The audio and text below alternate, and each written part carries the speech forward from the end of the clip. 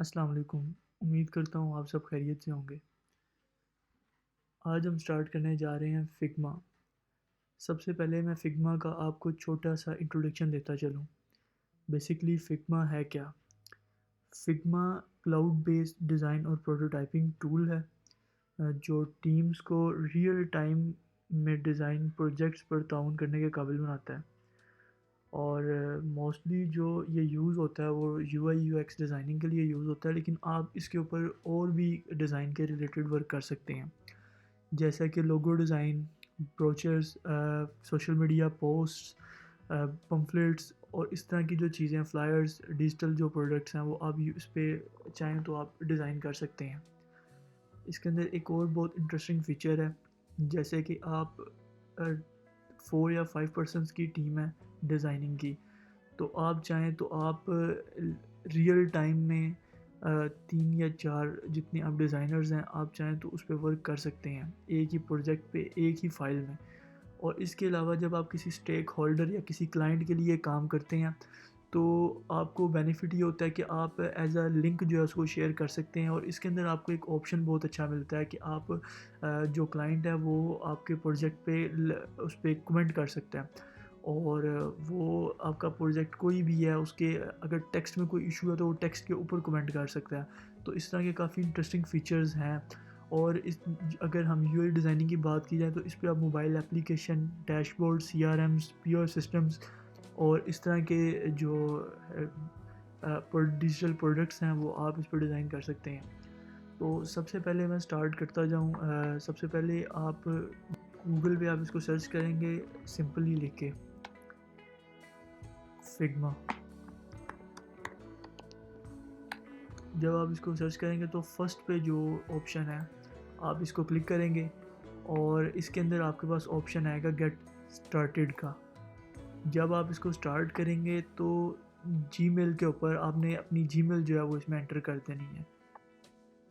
तो यहाँ पे आप अपना जीमेल एंटर करेंगे, नेक्स्ट करेंगे, पासवर्ड एंटर करेंगे इधर और नेक्स्ट कर देंगे।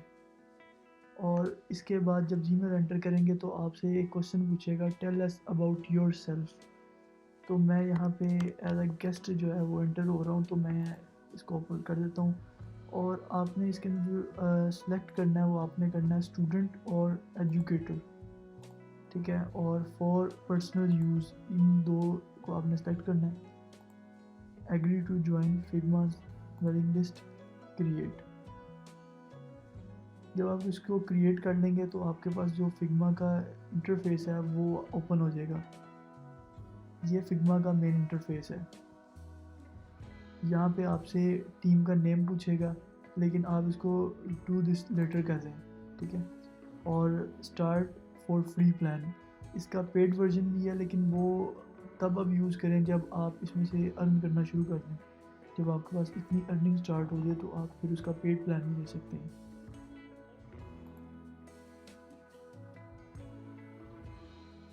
इसको आप कर दें I will get started on my on, ठीक है। तो ये रिमूव हो जाएगा। उसके बाद ये इसका मेन इंटरफेस है। सबसे पहले इसके अंदर आपके पास सर्च बार आ जाती है, जहाँ पे होता इस तरह से है कि आपने जब ज़्यादा सारे डिज़ाइंस किए होते हैं तो आपको डिज़ाइन ढूंढने में काफ़ी इश्यूज़ क्रिएट होते हैं। तो यहाँ पे आप डिज़ाइन का नेम सर्च करते हैं और आपके सामने यहाँ पे डिज़ाइन शो हो जाता है, ठीक है। और उसके अलावा आपके पास यहाँ पे 3 ऑप्शंस आपको नज़र आ रही हैं, new design file, new Figma file और इंपोर्ट फ़ाइल, ठीक है। न्यू डिज़ाइन, जब हम कोई प्रोजेक्ट स्टार्ट करते हैं तो हम लोग जो ये न्यू फ़ाइल यहाँ से क्रिएट करते हैं। तो मैं इस न्यू फ़ाइल को ओपन कर लेता हूँ यहाँ से। और इसके बाद ये फिग्मा का जो डिज़ाइन इंटरफेस है ये वो है। बेसिकली यहाँ पे हमारे पास सबसे पहले टॉप पे यहाँ पे टूल बार आ जाती है, और जैसे कि आप फ़ोटोशॉप और इलस्ट्रेटर में देखते हैं लेफ़्ट साइड पे टूल बार है, तो फिग्मा की जो टूल बार है वो हमें टॉप पे मिलती है। उसके बाद लेफ़्ट साइड पे ये जो बार है इसके अंदर हमारे जो एसेट्स हैं वो शो होते हैं, लेयर्स और एसेट्स। और इसके अलावा हमारे पास यहाँ पे पेजेस शो होते हैं। जैसे हमारे पास इलस्ट्रेटर और फ़ोटोशॉप में डॉक्यूमेंट्स होते हैं, वैसे ही हमारे पास यहाँ फिग्मा पे पेजेस होते हैं, हम डिफरेंट डिज़ाइंस के लिए डिफरेंट पेजेस ऐड कर सकते हैं। जैसे अगर मैं मोबाइल एप्लीकेशन बना रहा हूँ तो मैं मोबाइल के लिए एक अलग से पेज बना सकता हूँ, और अगर मैं वेब के लिए कर रहा हूँ तो मैं वेबसाइट के लिए अलग से पेज बना सकता हूँ। और इस तरह से है कि अगर मैं वेबसाइट पे काम करना चाहता हूँ तो मैं इस पेज पे कंप्लीट वेबसाइट पे वर्क कर लूँगा, और फिर मैं सेकंड पेज पे मोबाइल एप्लीकेशन पे वर्क कर लूँगा। बेसिकली ये पेजेस इसलिए यूज़ होते हैं।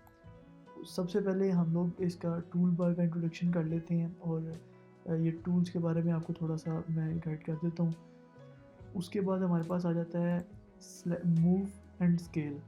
स्केल में आपको आगे जब हम वर्क स्टार्ट करेंगे तो उसमें बताऊंगा।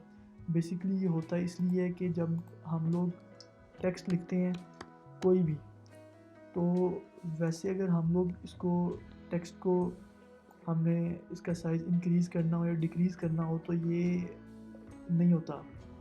अगर हम लोग यहाँ पे स्केल को सिलेक्ट कर लेंगे तो आप देखेंगे कि ये इसका साइज़ जो है वो ऑटोमेटिकली जो है वो इंक्रीज़ और डिक्रीज़ होना शुरू होगा। और इसके अलावा जो सिलेक्ट टूल है वो भी मैं आपको इसके अंदर बता देता हूँ। मूव टूल, हम लोग इस टूल के ज़रिए जो हमारे ऑब्जेक्ट्स होते हैं उनको मूव कर सकते हैं किसी भी जगह पे। अगर हम उसको मूव करना चाहें तो हम मूव टूल के ज़रिए इसको मूव कर सकते हैं। उसके बाद हमारे पास ऑप्शन आ जाता है आर्ट फ्रेम का। फ्रेम जो है ये बेसिकली होता इसलिए है कि जब कोई भी आप प्रोजेक्ट स्टार्ट करते हैं मोबाइल एप्लीकेशन का या वेबसाइट का, तो आप एक फ्रेम सेलेक्ट करते हैं कि आप किस फ्रेम पे काम करना चाहते हैं। मैं बेसिकली हम लोग अगर कर रहे हैं मोबाइल एप्लीकेशन के लिए तो हमारे पास ऑप्शंस होती हैं कि हम कौन कौन से फ्रेम सेलेक्ट कर सकते हैं। आईफोन का है, एंड्रॉयड है, टैबलेट है, डेस्कटॉप है, और हमारे पास वॉच का है, पेपर है, सोशल मीडिया का है। ये डिफरेंट हमारे पास आर्ट बोर्ड होते हैं। ये अभी हमारे पास मोबाइल एप्लीकेशन का जो आर्ट बोर्ड है वो ओपन है, जो फ्रेम है वो ओपन है। उसके बाद स्लाइस के अंदर बेसिकली होता है इस तरह से है कि आप कोई भी ऑब्जेक्ट जो है वो बनाते हैं। जब स्लाइस स्लाइस टूल का बेसिकली ऐसे है कि जब आप ये ऑब्जेक्ट कोई बनाते हैं तो उसके बाद आप ये करते इस तरह से हैं कि इसके अंदर अगर आपने इसको सेलेक्ट करके इसका हाफ पोर्शन इसमें से एक्सपोर्ट करना है, जितना सरफेस हमने सेलेक्ट किया है, तो आप इसको कर सकते हैं एक्सपोर्ट। देखें जैसे अब मैंने ये हाफ पोर्शन किया है तो ये प्रीव्यू में यहाँ पे शो हो रहा है कि ये हमने हाफ जो है ये एक्सपोर्ट करना है। अगर मैं करूँगा तो एक्सपोर्ट करूँगा तो जितना इस प्रीव्यू के अंदर शो हो रहा है सिर्फ इतना पोर्शन जो है वो एक्सपोर्ट होगा। उसके बाद हमारे पास इसके बाद जो हमारे पास नेक्स्ट टूल आता है वो आता है रेक्टेंगल का। बेसिकली रेक्टेंगल से हम लोग एक रेक्टेंगल बना सकते हैं, और अगर हमने इसका रेडियस चेंज करना हो तो हम पिन से इसका रेडियस चेंज कर सकते हैं।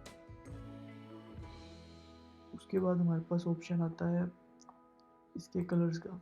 आप अगर राइट साइड पे देखें तो इसके हमारे पास इसका ऑप्शन है कि हम इसका कलर चेंज कर सकते हैं। उसके बाद हमारे पास उससे नीचे ऑप्शन आता है स्ट्रोक। हम लोग इसके स्ट्रोक का कलर चेंज कर सकते हैं, और यहाँ से इसकी जो आउटलाइन है उसको उसका साइज़ इंक्रीज़ कर सकते हैं। रेक्टेंगल के बाद हमारे पास ऑप्शन आती है line, arrow, ellipse, polygon, star, place image. अब इसके अंदर प्लेस इमेज के अंदर बेसिकली हमारे पास होता है इस तरह से है कि हम लोग कोई भी इमेजेस जो हैं वो सिलेक्ट कर लेते हैं ज़्यादा सारी, और इसके बाद हम लोग अगर हमारे पास काफ़ी सारे बॉक्सेस हैं, काफ़ी ज़्यादा बॉक्सेस हैं, तो हम लोग 5 अगर इमेजेस सेलेक्ट की हैं तो हमारे पास 5 बॉक्सेस हैं, तो हम सिर्फ वो इमेजेस को जो लेफ़्ट बटन है माउस का वो क्लिक करेंगे तो वो ऑटोमेटिकली इस पे पेस्ट हो जाएगी। जितने बॉक्सेस भी हम करना चाहते हैं हम लोग कर सकते हैं चेंज। तो ये प्लेस इमेज इसलिए यूज़ होता है। उसके बाद हमारे पास ऑप्शन आती है पेन टूल की।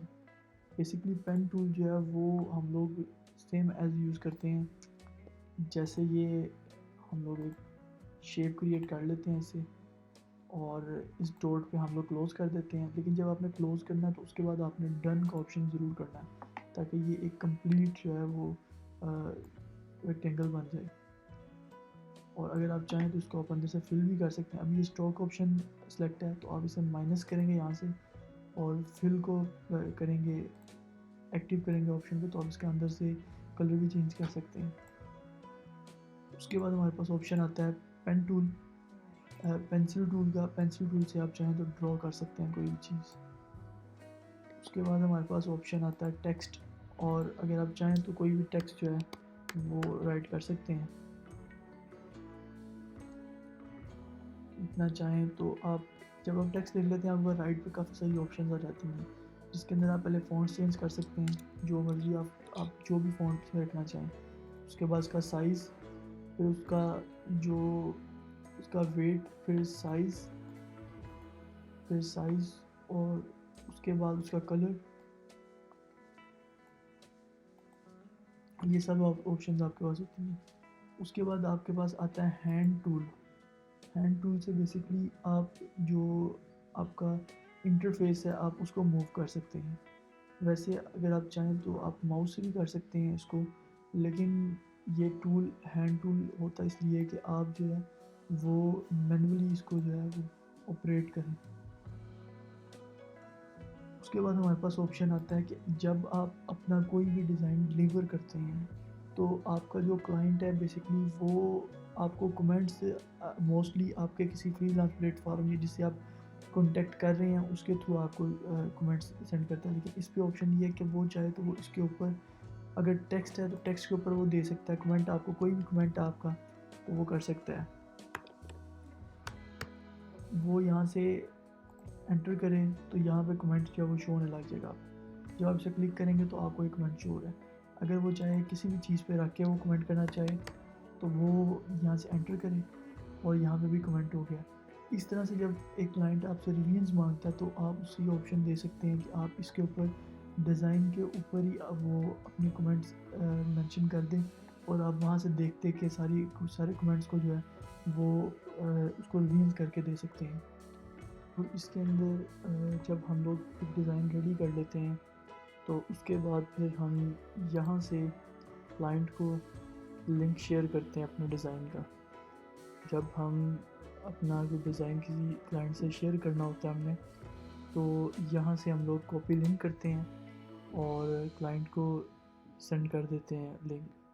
अगर वो कहे कि मुझे ईमेल के थ्रू एक्सेस दो तो यहाँ पे हम लोग उनका ईमेल जो है ना वो लिखते हैं और यहाँ से कैन व्यू और कैन एडिट की एक्सेस दे के सेंड इनवाइट कर देते हैं। तो वो जो क्लाइंट होता है वो उसको इनविटेशन चला जाता है कि वो एडिट कर सकता है। और उम्मीद करता हूँ आपको ये सारी चीज़ें समझ आई होंगी, और अगर कोई आपका क्वेश्चन हो तो आप मेरे से ईमेल के ज़रिए या फिर कमेंट में पूछ सकते हैं। Thank you.